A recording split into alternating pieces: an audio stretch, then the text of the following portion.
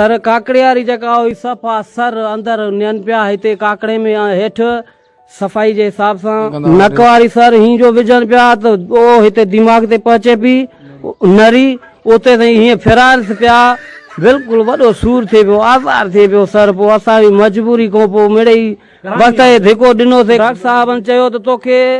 जरासीन न आहिनि पर उन जा आसार तोखे आहिनि। तव्हांखे कंहिं भउ ॾिनो जेको तव्हां हिकिड़ी वीडियो वायरल कई हुई सर मुंहिंजो लाश जेको आहे वेड़े छॾींदा कलनि में सर उहो इहो सर मां पंहिंजे दिलि वटो ठाहियो कंहिं बि भउ मूंखे न ॾिनो कूड़ मां न हणंदुसि मां पंहिंजे दिलि वटो ठाहियुमि ऐं मां चयुमि त ख़ुदा करण मुंहिंजी मदद कयो मूंखे छॾायो मां अकेलो ॼणो पियो आहियां छो सर मूंखे भउ थी लॻो त मथां डॉक्टर मूंखे हलाए छॾनि न डॉक्टर साहब टिजनि पिया विच न पिया अचनि छिरकनि पिया त मथां चांडियो भरो जी असांखे टच करे मथां असांखे बीमारी वठी वञे उन जे करे थोरो पोइते फ़ासिलो रख सोहेल अनवर शाल मुंहिंजो साईं वॾी वॾी महिरबानी एजाज़ सर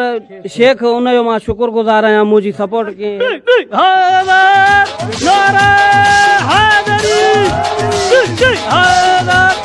टोटल टेस्टूं केतिरी थियूं? टोटल तकरीबन सर मुंहिंजूं 7 टेस्टां थियूं। 7 हा नेगेटिव घणियूं आयूं हुन मां? नेगेटिव हिकु बि न आई सर मुंहिंजी हिकु बि नेगेटिव न आई मां आज़ादु थी वियुमि। नेगेटिव न आई त पोइ कीअं आज़ादु थी? पॉज़िटिव माना पॉज़िटिव